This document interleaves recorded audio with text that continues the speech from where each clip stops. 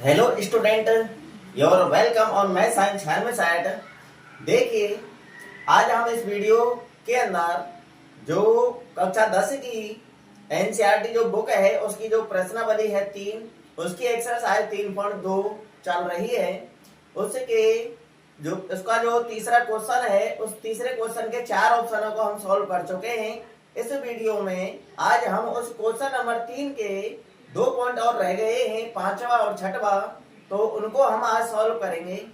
तो देखिए, video start करने से पहले जो स्टूडेंट इस वीडियो को पहली बार देख रहा है तो भैया चैनल को सब्सक्राइब कर लेना, बेल आइकन का बटन दबा लेना, ताकि मेरी प्रत्येक वीडियो का नोटिफिकेशन आप सभी तक पहुंच जाए और आप समय समय पर पढ़ सके। ठीक है ना। वैसे तो मैं रेगुलर ही वीडियो डालता हूं, अगर कोई काम आ जाता है तो 1-2 दिन के लिए बीच में यानी मिस हो जाता हूं।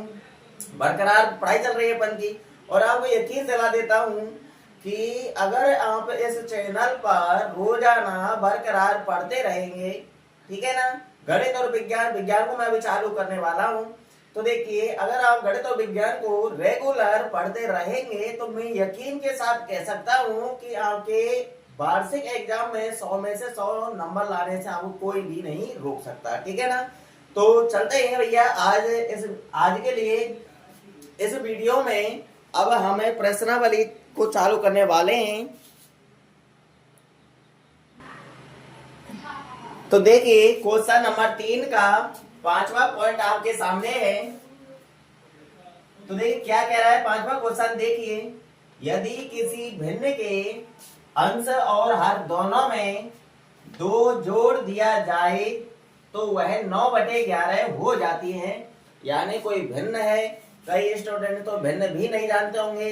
भाई, बटे वाली जो संख्या होती है उसे हम भिन्न कहते हैं। जैसे हमने लिख लिया 1/2, तो ये आपकी भिन्न है। अगर हमने लिख लिया 2/3, तो ये भी आपकी भिन्न है। आप ऐसी संख्याओं को, बहुत सारी संख्याएं देखी होंगी आपने। तो 1/2, 2/3, 3/5, 7/11, 2/6, तो ये सभी क्या है भैया, ये सभी हमारी भिन्न हैं। तो जो ये भिन्न होती हैं, भिन्नों में जो ऊपर वाली जो संख्या होती है उसे हम अंश कहते हैं और नीचे वाली संख्या को हर कहते हैं। ठीक है ना। तो ऐसी ही भिन्न के बारे में कह रहा है वो, यदि भिन्न के अंश और हर, अंश यानी ऊपर वाली संख्या, हर यानी नीचे वाली संख्या, दोनों में 2 जोड़ दिया जाए, ऊपर वाली संख्या और नीचे वाली संख्या दोनों में क्या जोड़ दिया जाए भैया, 2 जोड़ दिया जाए, तो वह 9/11 हो जाती है। यदि आगे कह रहा है क्वेश्चन है, यदि अंश और हर दोनों में 3 जोड़ दिया जाए, अगर हम 3 जोड़ दें ऊपर वाली संख्या में और नीचे वाली संख्या में 3 जोड़ दें तो वह 5/6 हो जाती है। तो वह भिन्न ज्ञात कीजिए। तो हमसे भिन्न पूछ रहा है। ठीक है ना। तो ऊपर वाली ये तो हो गई आपकी प्रथम शर्त और नीचे वाली हो गई आपकी ये द्वितीय शर्त। तो देखिए, यहाँ पर प्रथम शर्त से और द्वितीय शर्त से अपन को 2 समीकरण बनाने हैं। दोनों समीकरणों को हम प्रतिस्थापन विधि से हल करेंगे और अपन x y का मान निकाल लेंगे। x y का मान जो आएगा उनसे हम भिन्न ज्ञात कर लेंगे। ठीक है ना। तो देखिए, हल में सबसे पहले हमको मानना होगा। अब माने क्या भैया, यहाँ पर भिन्न की बात हो रही है और भिन्न के अंश और हर की बात हो रही है, तो यहाँ पर हमको अंश और हर ही मानना है। ठीक है ना। क्योंकि जो भिन्न होती है, भिन्न में अंश होता है और हर होता है। तो यहां पर मान लेंगे हम, माना यहां पर हमको भिन्न के अंश और हर मानने हैं। माना भिन्न का अंश बराबर x तथा भिन्न का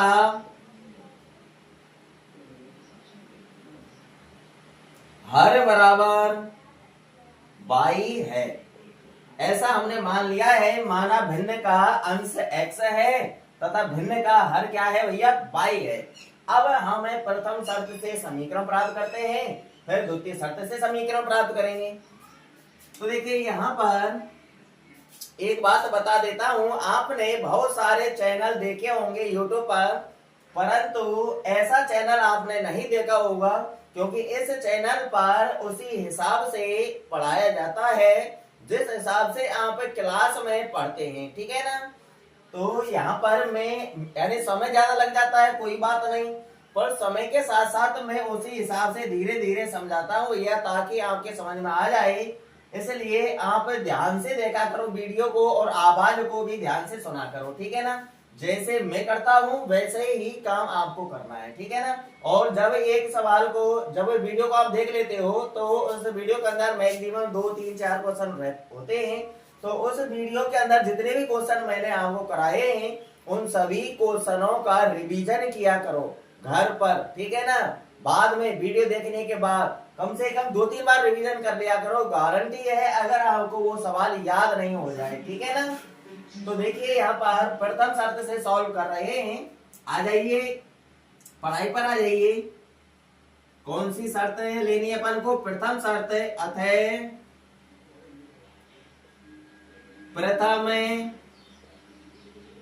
शर्त से। अब प्रथम शर्त क्या कह रही है? देखिए, भिन्न के अंश और हर दोनों में 2 जोड़ दिया जाए तो वह 9/11 हो जाती है। तो भिन्न की बात हो रही है, तो यहाँ पर हमको सबसे पहले भिन्न बनानी है। भिन्न कैसे बनेगी भैया? अंश को ऊपर लिख देंगे और हर को नीचे लिख देंगे तो अपन की भिन्न तैयार हो जाएगी।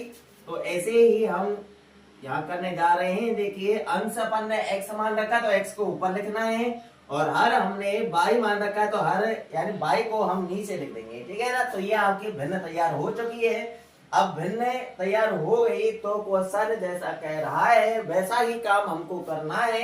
वो कह रहा है कि अंश और हर, ये अंश है और ये हर है, दोनों में क्या जोड़ दिया जाए भैया? 2 जोड़ दिया जाए। तो भैया जोड़ देते हैं 2। लो भैया, अंश में भी 2 जोड़ दिया और हर में भी 2 जोड़ दिया। तो 2 जोड़ने के बाद वह क्या हो जाती है भैया? क्या बन जाती है? 9/11 बन जाती है। तो इसके बराबर में लिखना है अपन को 9/11। क्या लिखना है? 9/11। तो इस प्रकार से हमको एक समीकरण प्राप्त हुआ है। अब हम इस समीकरण को सही ढंग से जमा लेते हैं वज्र गुणा करके। क्या करना है भैया? वज्र गुणा कर देना है। तो देखिए, 11 का गुणा ऊपर वाली संख्याओं से करना है और 9 का गुणा नीचे वाली संख्याओं से करना है। विपरीत करना होता है। इधर जो ऊपर जो संख्या होती है उसका गुणा हम नीचे वाली संख्या से करते हैं, इधर जो नीचे संख्या होती है उसका गुणा हम ऊपर वाली संख्या से करते हैं। इसको बोलते हैं हम वज्र गुणा, ठीक है ना। तो देखिए, करते हैं गुणा। 11 का गुणा x से होगा तो क्या आएगा भैया? 11x आएगा। आगे प्लस का चिन्ह है तो प्लस का चिन्ह लगा लेंगे। 11 का गुणा 2 से करेंगे तो 11 दूना 22 आएगा। कंप्लीट हुआ 11 गुणा ऊपर वाली संख्या से। अब ये बराबर का चिन्ह लगा लेंगे। अब 9 का गुणा करना है नीचे वाली संख्या से। 9 का गुणा हम 22 से करेंगे तो 9y आएगा। आगे प्लस का चिन्ह लगा हुआ है तो हम प्लस का चिन्ह लगा लेंगे। और 9 का गुणा अब 2 से करेंगे तो 9 दूना 18।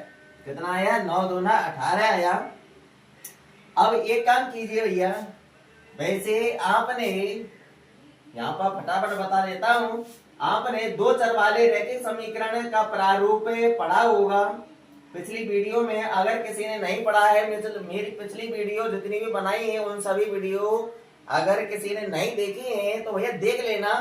अब देखेंगे कैसे? कुछ स्टूडेंट तो ऐसे होते हैं जो देखना ही नहीं जानते हैं। तो देखिए, ऐसा कीजिए, जो आप इस वीडियो को देख रहे हैं उसके नीचे कुछ लिखा हुआ है, उसको हम टाइटल बोलेंगे, उस पर क्लिक करना है आपको। फिर उसके नीचे आपको एक डिस्क्रिप्शन खुलेगा, उसको डिस्क्रिप्शन को ऊपर करना है। नीचे आपको वीडियो और अबाउट 2 चिन्ह नजर आएंगे लास्ट में। तो वीडियो पर क्लिक करेंगे, जैसे ही आप वीडियो पर क्लिक करेंगे तो मेरी सारी वीडियो आपके सामने आ जाएंगी और उन वीडियो को आप पढ़ सकेंगे, ठीक है ना। तो देखिए, आपने 2 चर वाले रैखिक समीकरण का प्रारूप पढ़ा है। ax plus a1x plus b1y plus c1 बराबर 0 और दूसरा समीकरण a2x plus b2y plus c2 बराबर 0, ठीक है ना। ऐसे ही है ना। तो ऐसा करना है आपको। आपको यहाँ पर यानी इस क्वेश्चन के अंदर दोनों शर्तों से 2 समीकरण प्राप्त होंगे। एक समीकरण को तो ऐसा बना लेना है और दूसरे समीकरण को हमको बनाना नहीं है ऐसा। वहां से हमको x या y का मान निकालना है, ठीक है ना, ताकि अपन की 2 लाइन कम हो जाए और उन मानों को हमें डायरेक्ट समीकरण 1 में जमा दें, ठीक है ना। तो इसको यानी इसको ऐसा बनाना है a1x plus b1y plus c1 बराबर 0, यानी सबको एक तरफ लेके आना है, बराबर में केवल 0 रखना है, ठीक है ना। तो देखिए यहाँ पर पक्षांतरण करना होगा हमको, क्या करना होगा, पक्षांतरण। इससे अगली कैलकुलेशन देखिए, सबको इधर लेके आना है, तो पहले हम 11x लिख लेंगे, लिख लिया। अब 9y इधर है तो प्लस का है, इधर आएगा तो माइनस को होगा, पहले y को लिखिए, ठीक है ना। 9y इधर आके माइनस का हो जाएगा। अब इसको लिख लीजिए प्लस 22। अब 18 इधर प्लस का है, इधर आएगा तो माइनस का, अब इसको लिख लीजिए माइनस 18 बराबर में 0, ठीक है। आगे सॉल्व कर लेते हैं इसको। देखिए 11x माइनस 9y, ये संख्या ही सॉल्व करनी है बस हमको। 22 संख्या प्लस की है, 18 संख्या माइनस की है, प्लस माइनस संख्या घटेंगी, प्लस की संख्या ज्यादा है इसलिए प्लस की संख्या बचेगी, प्लस का चिन्ह लगा लेंगे। 22 में से 18 घटा दीजिए भैया, 4 बचेगा और बराबर में 0, और इसको दे देंगे समीकरण नंबर 1, ठीक है ना। तो प्रथम शर्त से हमने एक समीकरण प्राप्त कर लिया। अब इसी प्रकार हमको द्वितीय शर्त से भी समीकरण प्राप्त कर लेना है, ठीक है ना। जो मैंने अभी 2 चर वाले रेखीय समीकरण का प्रारूप बताया था भैया, ये सबको याद होना जरूरी है, क्योंकि बोर्ड की एग्जाम में 1 नंबर वाला छोटा क्वेश्चन यहीं से ही पूछ लेता है, ठीक है ना। तो देखिए अब हमको क्या करना है, आगे बढ़ रहे हैं हम इस क्वेश्चन के अंदर। अब द्वितीय शर्त लगानी है हमको। अब द्वितीय शर्त से, तो देखिए द्वितीय शर्त देखिए, तो द्वितीय शर्त क्या है भैया आपकी, यदि अंश और हर दोनों में 3 जोड़ दिया जाए तो यानी अपन को वही भिन्न लिखनी होगी, x बटे y, लिख ली। अब कह रहा है वो कि अंश और हर दोनों में क्या जोड़ दिया जाए, ऊपर वाली संख्या में और नीचे वाली संख्या में अब 3 जोड़ दिया जाए तो वह 5 बटे 6 हो जाती है। तो यह अंश में हम 3 जोड़ देंगे और हर में भी हम 3 जोड़ देंगे। 3 जोड़ने के बाद यह क्या बन जाती है भैया, 5 बटे 6 बन जाती है। तो हम बराबर में 5 बटे 6 लिख देंगे, लिख लिया। इस प्रकार से हमने एक समीकरण प्राप्त कर लिया। अब इसको सही ढंग से बना लेते हैं, कैसे, वज्र गुणा करके। तो यहाँ पर हम वज्र गुणा कर देंगे, 6 का गुणा ऊपर वाली संख्या से करना है, 5 का गुणा नीचे वाली संख्याओं से करना है। तो देखिए करते हैं, 6 का गुणा x से करेंगे तो 6x आएगा, आगे प्लस है तो प्लस का चिन्ह लगा लेंगे। 6 का गुणा 3 से करेंगे, 6 तिया 18 बराबर का चिन्ह लगा लेंगे। 6 का तो हो गया ऊपर वाली संख्याओं से। अब 5 का करना नीचे वाली संख्याओं से। 5 का गुणा 22 से करेंगे तो 5 22 आएगा, आगे प्लस का चिन्ह है यहाँ तो प्लस का चिन्ह लगा लेंगे। 5 का गुणा 3 से करेंगे, 5 तिया 15, ठीक है ना। तो ये समीकरण प्राप्त हो गया। अब ऐसे समीकरण को ऐसा नहीं बनाना है, क्यों, अगर ऐसा बनाएंगे फिर दोबारा पक्षांतर करो, फिर x का मान निकालो या फिर y का मान निकालो, तो यानी अपन की यानी मेहनत ज्यादा होगी या नहीं होगी, होगी। तो यहाँ से हमें डायरेक्टली इधर की तरफ देख लीजिए, x लिखा हुआ तो हमको x का मान निकाल लेना है यहाँ से डायरेक्टली, ठीक है ना। पक्षांतर करके सबको इधर भेज देना है, केवल x को इधर रखना है। तो देखिए पक्षांतरण कर देते हैं। तो देखिए x गुणा में 6 है तो ये तो सबसे एंड में बचेगा, पहले ये प्लस वाला 18 ये जाएगा उधर, ठीक है ना। तो इधर क्या बचेगा भैया, 6x बचेगा, बराबर का इधर वाला लिखेंगे पहले 5y प्लस 15। अब ये 18 इधर प्लस का है, उधर जाएगा तो माइनस का होगा, तो हम लिख देंगे माइनस 18। अब इसको सॉल्व कर लीजिए, उसके बाद 6 को हटाना है, ठीक है ना। तो देखिए 6x बराबर 5y ज्यों का त्यों।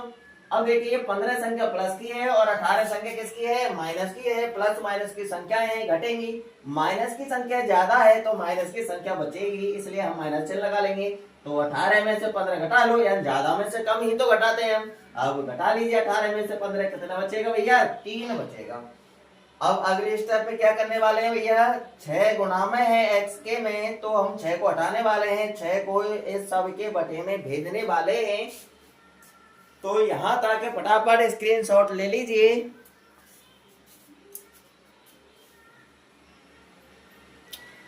ले लिया होगा भैया स्क्रीनशॉट आपने, तो मिटा दिया जाए, चलो मिटा दिया जाए। स्क्रीनशॉट ले लिया है आपने। अब ये ध्यान रखना, अंश हमने x माना था और हर क्या माना था भैया, y माना था। ये हमको दिमाग में रखना है, ताकि हम एंड में जब हमारे x और y के मान निकल के आएंगे तो x और y के मान से हमको भिन्न ज्ञात करनी है, ठीक है। हमसे भिन्न ही तो पूछ रहा है। तो देखिए इससे अगली स्टेप देखिए, क्या करना है, 6 को हटा देना है, 6 को इधर बटे में पहुंचा देना है, क्योंकि इधर गुणा में है तो इधर जाएगा बटे में आएगा, सिंपल सी बात है। तो इधर x बचेगा तो x लिख लेंगे हमें, तो x बराबर उधर वाली संख्या लिखेंगे हमें पहले, तो देखिए 5/3 और बटे में पहुंच जाएगा सबके में क्या 6, और इसको दे देंगे हम समीकरण नंबर 2। तो देखिए यहाँ पर समीकरण 3 निकालने की आवश्यकता नहीं रही, क्योंकि डायरेक्टली हमने समीकरण 2 से x का मान निकाल लिया है, तो हमारी 2 लाइन कम हो गई, ठीक है ना, पक्षांतर करने वाली। अब देखिए क्या करना है हमको, समीकरण 2 तो हमने प्राप्त कर लिया, समीकरण 2 में x का मान निकल के आ चुका है, तो अब हमको एक काम करना है, इसे x के मान को समीकरण 1 में रख देना है।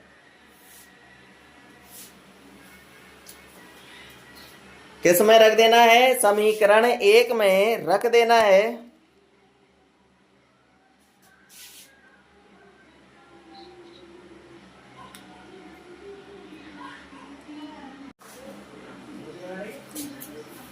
तो देखिए समीकरण 2 से x का मान समीकरण 1 में रखना है, तो समीकरण 1 पर पहुंच जाइए। तो देखिए समीकरण 1 में क्या लिखा हुआ है 11, तो 11 लिख लेंगे, इनटू में x है, x की जगह पर हमको x का मान लिखना है। आप चाहे तो गुणा का चिन्ह लगा के लिख सकते हैं, या फिर इसको कोष्ठक में लिख सकते हैं। तो देखिए यहाँ पर मैं कोष्ठक में लिख रहा हूँ, आप भी कोष्ठक में लिख लेना।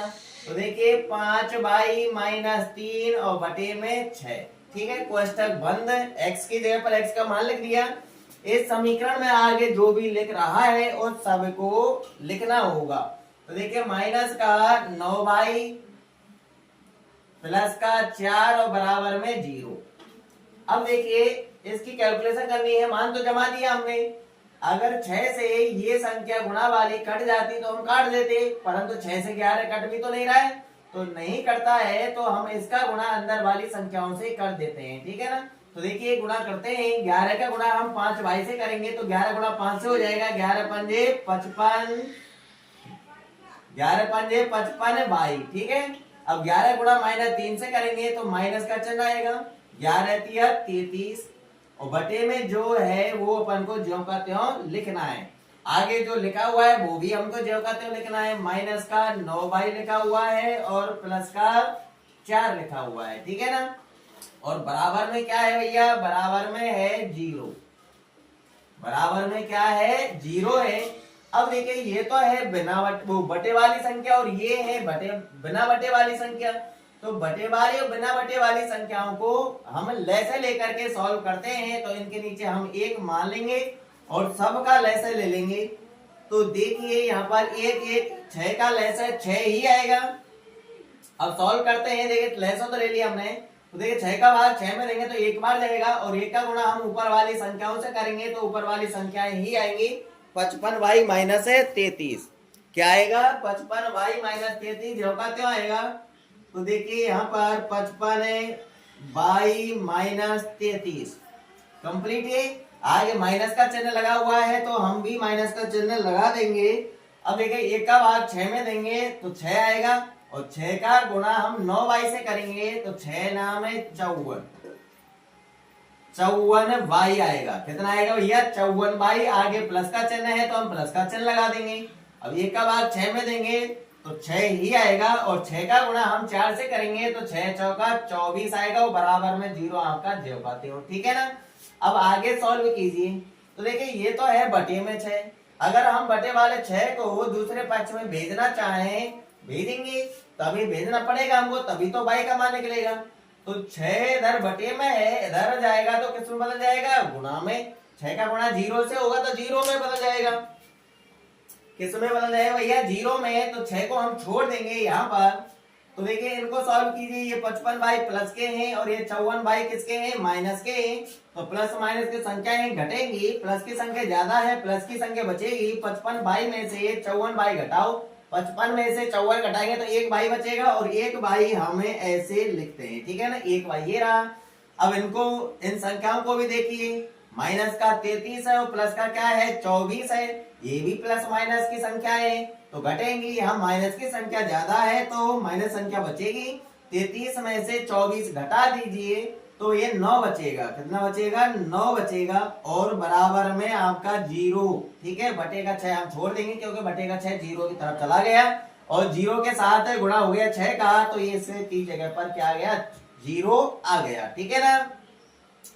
अब देखिए अब करना क्या है, y का मान निकालने जा रहे हैं हम तो 9 हटाना है, पक्षांतरण करना है, 9 इधर माइनस का है, दूसरे पक्ष में जाएगा किसका होगा, प्लस का होगा।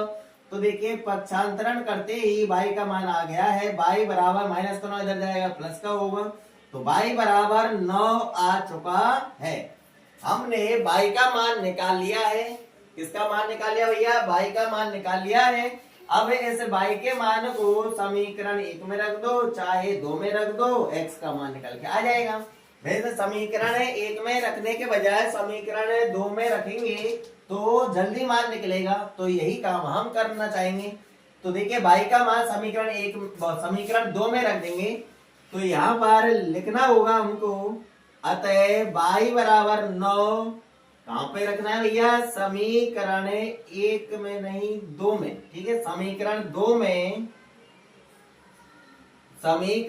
में रखने पर, अब समीकरण 2 में रख देंगे हम y का मान कितना 9, y की जगह पर 9 रख देंगे।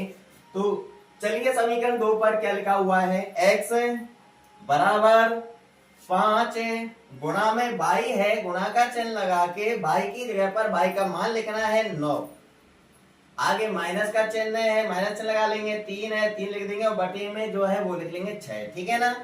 अब गुणा करना है हमको अगली स्टेप में, तो देखिए x बराबर 9 गुणा 5 करेंगे, 9 पंजे 45, और माइनस का 3 जो करते हो बटे में 6 भी जो करते हो।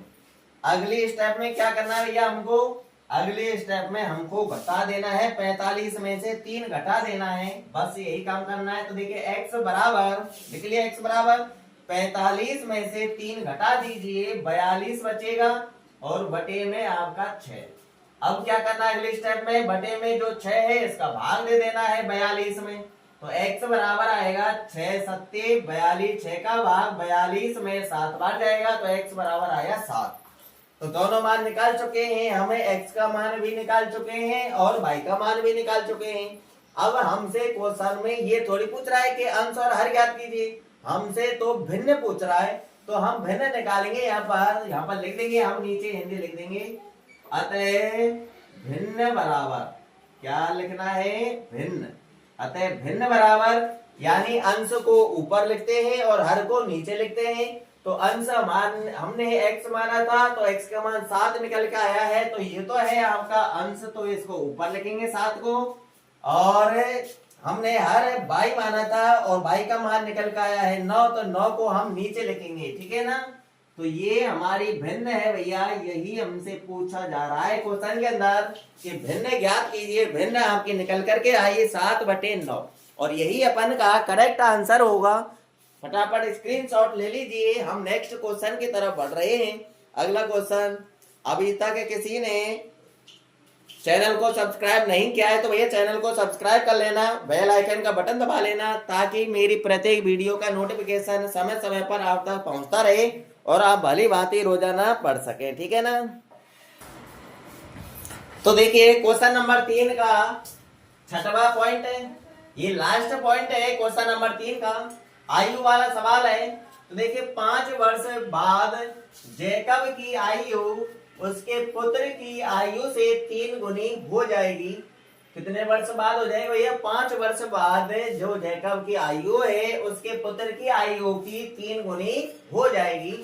5 वर्ष पूर्व जैकब की आयु उसके पुत्र की आयु की 7 गुनी थी, उनकी वर्तमान आयु क्या है।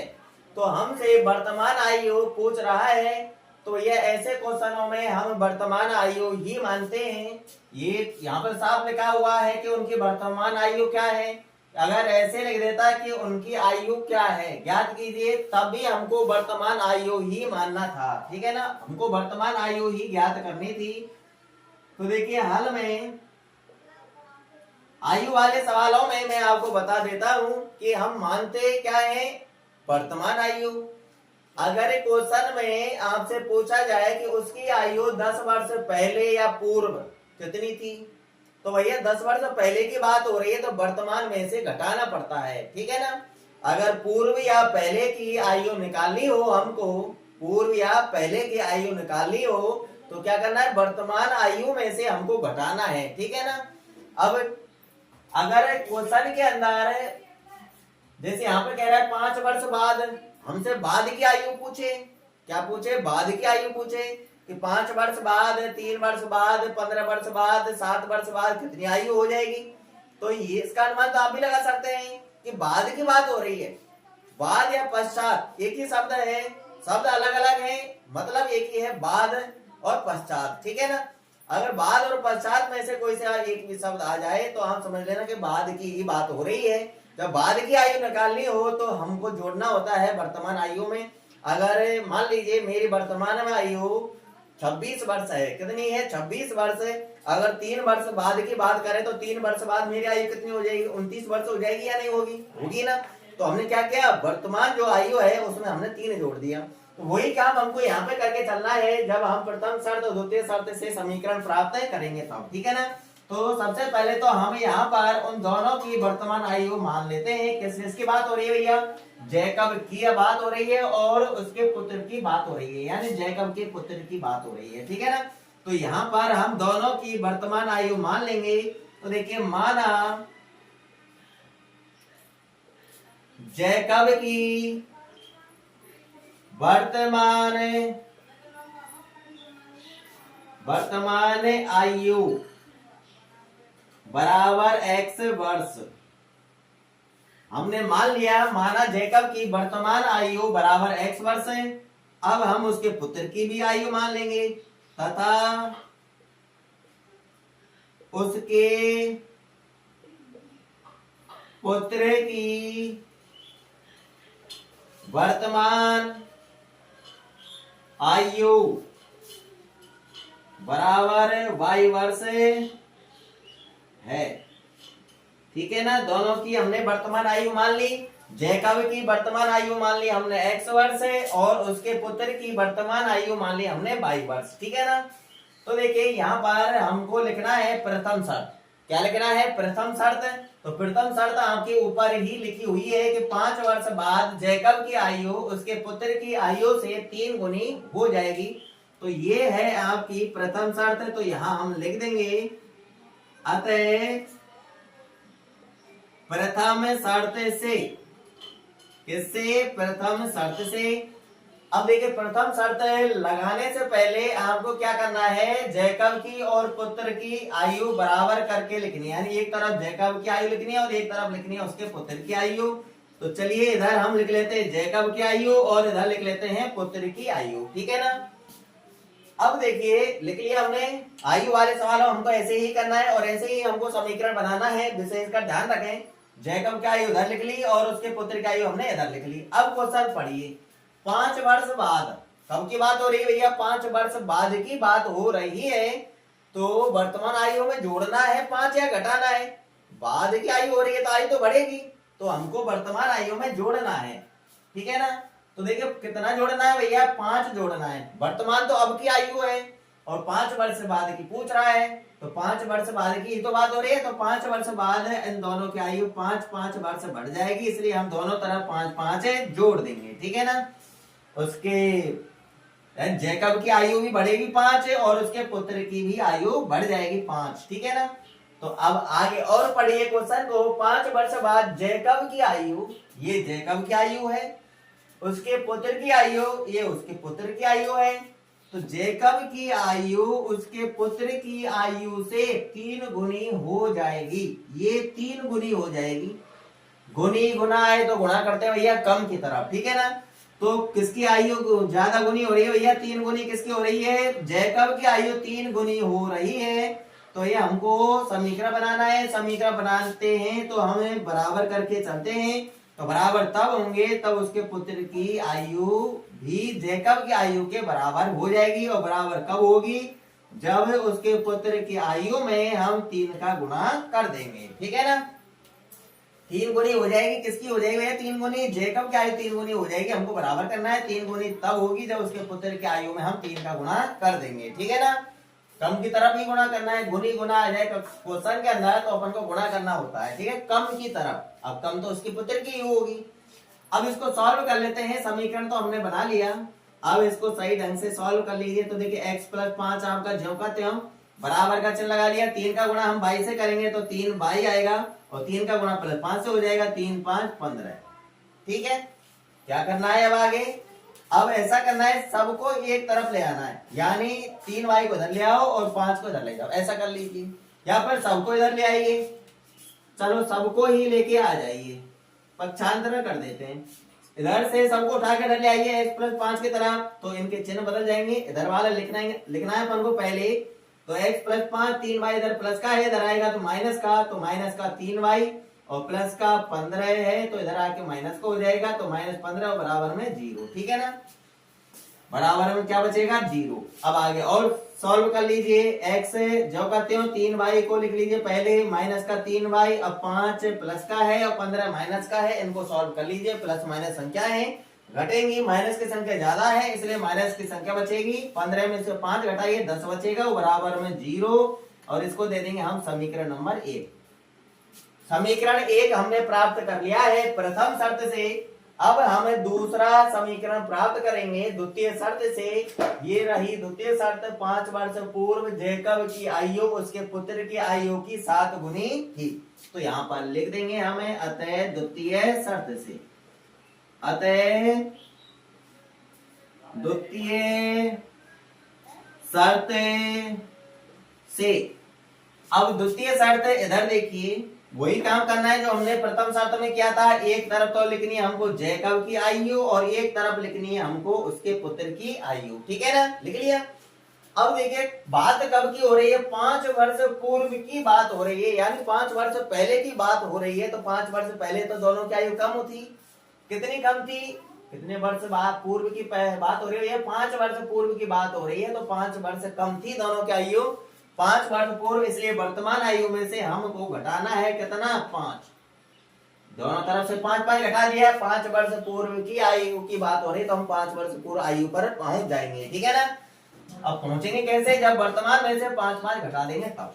अब क्या कह रहा है वो कि 5 वर्ष पूर्व जैकब की आयु, ये जैकब की आयु है, जैकब की आयु उसके पुत्र की आयु की कितनी गुनी थी, 7 गुनी थी। ये 7 गुनी थी, तो ये बराबर कब होंगी भैया, जब इधर हम 7 का गुणा कर देंगे। ठीक है ना, तो बराबर का चिन्ह लगा देंगे, इनको कोष्टक में बंद कर देंगे और 7 का गुणा कर देंगे। ठीक है, अगर हम कोष्टक नहीं लगाएंगे तो गलत हो जाएगा, क्योंकि आपका दिमाग यही काम करेगा कि 7 का गुणा भाई के साथ है, 5 के साथ नहीं है, ऐसा गलत है, जबकि 7 का गुणा इन दोनों से ही करना है। ठीक है ना, तो कोष्टक में बंद करना है। अब आगे सॉल्व कीजिए, 7 का गुणा कर देना है अंदर, इधर x माइनस 5 ज्यों कहते हो बराबर 7 गुणा 22 करेंगे तो 7/22, 7 गुणा -5 से करेंगे तो माइनस का 35। ठीक है, अब यहां से समीकरण 2 निकालना है अपन को, यानी यहां से अपन को डायरेक्टली x का मान निकालना है, इनका पक्षा करके इधर नहीं लाना है, ऐसा समीकरण नहीं बनाना समीकरण 1 के जैसे जो हमने पिछले क्वेश्चन में किया था 5वें में, उसी तरह से ही सॉल्यूशन करना है इसका, यानी इधर से x की तरफ जो -5 है इसको दूसरे पक्ष में भेजना है। ठीक है ना, ये काम करना है। तो देखिए बराबर के इधर अकेला x बचेगा, पक्षांतर करने के बाद पहले हम इसको लिखेंगे 7/- 35, अब माइनस का 5 है इधर जाके ये प्लस का होगा तो प्लस का 5, आगे कैलकुलेशन कर लेंगे। तो देखिए x बराबर 7/, आपका जो कहते हो ये माइनस का 35 और प्लस का 5, इसकी कैलकुलेशन होगी। तो देखिए माइनस का तो 35 है, प्लस का 5 है, प्लस माइनस संख्या घटेंगी, माइनस संख्या ज्यादा है इसलिए माइनस की संख्या बचेगी। तो 35 में से हम 5 घटाएंगे तो 30 बचेगा, और इसको दे देंगे हम समीकरण नंबर 2। क्या दे देंगे, समीकरण नंबर 2 दे देंगे। अब क्या करना भैया, समीकरण 2 में हमने x का मान निकाल लिया, अब समीकरण 2 से इस x के मान को समीकरण 1 में रखना है। तो देखिए यहाँ पर अपन को हिंदी लिख देनी है, अतः समीकरण 2 से x का मान समीकरण 1 में रखने पर जो काम करने हम जा रहे हैं उसको हमने यहां पर हिंदी में लिख दिया है, आप देख सकते हैं। तो स्क्रीनशॉट ले लीजिए भैया फटाफट, ऊपर से मैं मिटाने वाला हूं। ले लिया होगा, चलिए मिटा देते हैं इसको। ये ध्यान रखना, हमने एक्स जैकब की वर्तमान आयु मानी थी और वाई क्या मानी थी, उसके पुत्र की वर्तमान आयु मानी थी।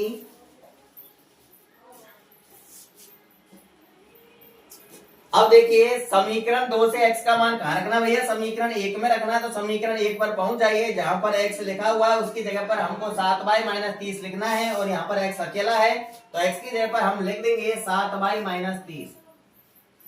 7y - 30 x की जगह पर लिखा है ये। तो अब आगे जो लिख रहा है वो हमको सब लिखना है। -3y -10 है, -3y -10 है बराबर 0। इससे अगली कैलकुलेशन ये है, ठीक है ना। इससे अगली स्टेप ये, इस हिंदी के नीचे हमको ये लिखना है, ठीक है ना। अब देखिए कैलकुलेशन कीजिए, 7y तो है प्लस का और 3y है किसका, माइनस का। तो प्लस माइनस संख्याएं घटेंगी, प्लस की संख्या ज्यादा है तो प्लस की बचेगी। 7y में से 3y घटा दीजिए, 7y में से 3y घटाएंगे तो कितने बचेंगे, 4y बचेंगे। आगे देखिए ये -30 और ये -10 है, ये दोनों संख्या माइनस माइनस की हैं, जुड़ेंगी पर रहेंगी माइनस की। तो देखिए माइनस चिन्ह लगा लेंगे। 30 और 10 कितने हो गए भैया, 40। समान चिन्ह वाली संख्याएं जुड़ती हैं और अलग अलग चिन्ह वाली संख्याएं घटती हैं, ठीक है, ये तो आप जानते होंगे।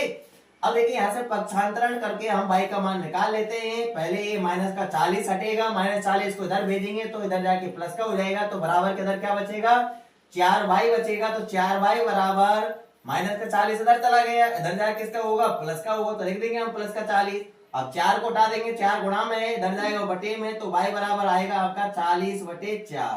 अब 4 का भाग दे देंगे हम 40 में, कितनी बार जाएगा भैया, 10 बार जाएगा। तो y का मान निकल के आया 10। y का मान हम निकालने में सक्षम हो गए। अब y के इस मान को कहां पर रखना है, समीकरण 2 में रखना है, ताकि x का मान जल्दी प्राप्त हो जाए, ठीक है। तो जो काम करने हम जा रहे हैं उसको यहाँ पर लिख देंगे।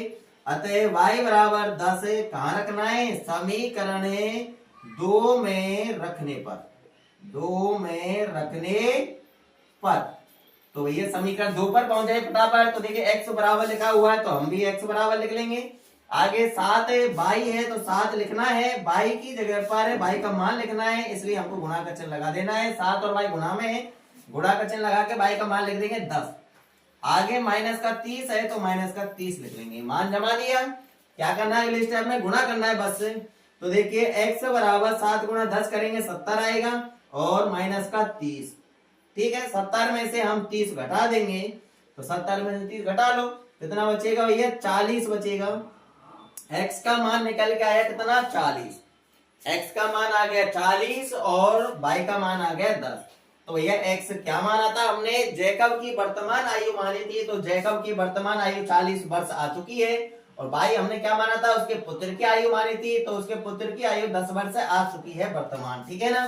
तो यहाँ पर हमको वही हिंदी लिखनी है जो हमने माना था, माना की जगह पर अतः लिखना है और लिख देंगे यहाँ पर अतः जैकब की वर्तमान आयु, कौन सी आयु, वर्तमान आयु बराबर कितनी निकल के आए भैया, 40 वर्ष, तथा उसके पुत्र की